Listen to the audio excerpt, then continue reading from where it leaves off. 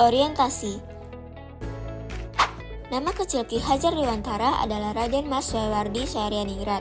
Ia lahir di Yogyakarta pada tanggal 2 Mei 1889. Ia dibesarkan di lingkungan keluarga keraton Yogyakarta. Saat berusia 40 tahun menurut hitungan Caka, barulah berganti nama menjadi Ki Hajar Dewantara.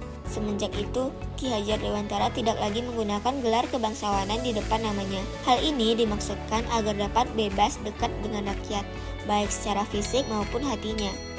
Nama orang tua Ki Hajar Dewantara adalah Syahryaningrat dan Raden Ayu Sadiah. Keluarga Ki Hajar Dewantara merupakan keturunan Sultan Mataram. Ia adalah cucu GPH Syahryaningrat atau KGPAA Paku Alam III. Terlahir sebagai keturunan bangsawan, Ki Hajar Dewantara mendapatkan privilege di dunia pendidikan. Terlahir sebagai keturunan bangsawan, Ki Hajar Dewantara pendidikan formalnya dimulai di ILS, Sekolah Dasar untuk Anak-anak Eropa. Pada masa itu, tidak semua rakyat pribumi bisa bersekolah.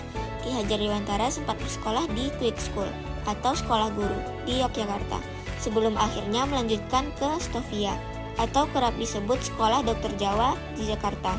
Namun karena masalah kesehatan, Ki Hajar Dewantara tidak dapat menamatkan sekolahnya di Stovia. Masalah atau peristiwa penting. Pada masanya, Ki Hajar Dewantara dikenal sebagai penulis handal. Kemampuan menulisnya terasa ketika ia bekerja sebagai wartawan di beberapa surat kabar, antara lain Sedio Tomo, Midan Java, The Express, Oe Tosan Hindia, Kaum Muda, Jahaja Timur, dan Poesara. Tulisan-tulisannya sangat komunikatif, tajam, dan patriotik, sehingga mampu membangkitkan semangat anti-kolonial bagi pembacanya. Selain bekerja sebagai seorang wartawan muda, Ki Hajar Dewantara juga aktif dalam berbagai organisasi sosial dan politik. Pada tahun 1908, Ki Hajar Dewantara aktif di seksi propaganda Budi Utomo untuk menyosialisasikan dan menggugah kesadaran masyarakat Indonesia mengenai pentingnya persatuan dan kesatuan dalam berbangsa dan bernegara.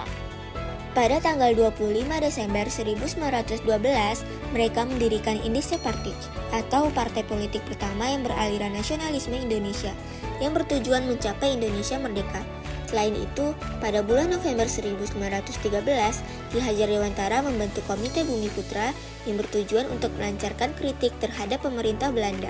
Salah satunya adalah dengan menerbitkan tulisan berjudul Als ik eens Nederlander was, atau Seandainya Aku Seorang Belanda, dan In voor Ellen maar ook Ellen voor in, atau Satu untuk semua tetapi semua untuk satu juga. Kedua tulisan tersebut menjadi tulisan terkenal hingga saat ini.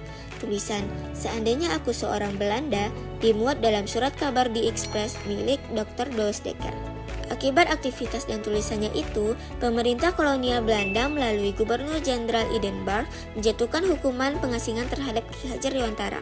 Doosdekker dan Cipto Mangunkusumo, rekan seperjuangannya, mengetahui hal ini, Belanda pun memutuskan untuk menjatuhi hukuman pengasingan bagi keduanya. Doosdekker dibuang di Kupak, sedangkan Cipto Mangunkusumo dibuang ke Pulau Banda. Namun, mereka menghendaki dibuang ke negeri Belanda karena di sana mereka dapat mempelajari banyak hal daripada di daerah terpencil. Di tanah air, Ki Hajar Dewantara semakin mencurahkan perhatiannya di bidang pendidikan sebagai bagian dari alat perjuangan meraih kemerdekaan. Bersama rekan-rekan seperjuangannya, dia pun mendirikan sebuah perguruan yang bercorak nasional yang diberi nama National Onderwijs Instituut Taman Siswa atau Perguruan Nasional Taman Siswa pada 3 Juli 1922. Taman Siswa ialah suatu lembaga pendidikan yang memberikan kesempatan bagi para pribumi jelata untuk dapat memperoleh hak pendidikan, seperti halnya para priyayi maupun orang-orang Belanda. Perguruan ini sangat menekankan pendidikan rasa kebangsaan kepada peserta didik agar mereka mencintai bangsa dan tanah air serta berjuang untuk memperoleh kemerdekaan. Setelah kemerdekaan Indonesia berhasil direbut dari tangan penjajah dan stabilitas pemerintah sudah terbentuk, Ki Hajar Dewantara kemudian dipercaya oleh Presiden Soekarno untuk menjadi Menteri Pendidikan, Pengajaran dan Kebudayaan yang pertama. Melalui jabatannya ini, Ki Hajar Dewantara semakin leluasa untuk meningkatkan kualitas pendidikan di Indonesia. Pada tahun 1957, Ki Hajar Dewantara mendapatkan gelar Dr. Honoris Causa dari Universitas Gadjah Mada. 2 tahun setelah mendapatkan gelar Dr. Honoris Causa itu, tepatnya pada tanggal 28 April 1959, Ki Hajar Dewantara meninggal dunia di Yogyakarta dan dimakamkan di sana. Reorientasi. Untuk mengenang jasa-jasa dan melestarikan nilai-nilai semangat perjuangan Ki Hajar Dewantara, pihak penerus perguruan taman siswa mendirikan Museum Dewantara Kirtigriya, Yogyakarta. Museum ini memamerkan benda-benda atau karya-karya Ki Hajar Dewantara sebagai pendiri taman siswa dan kiprahnya dalam kehidupan berbangsa.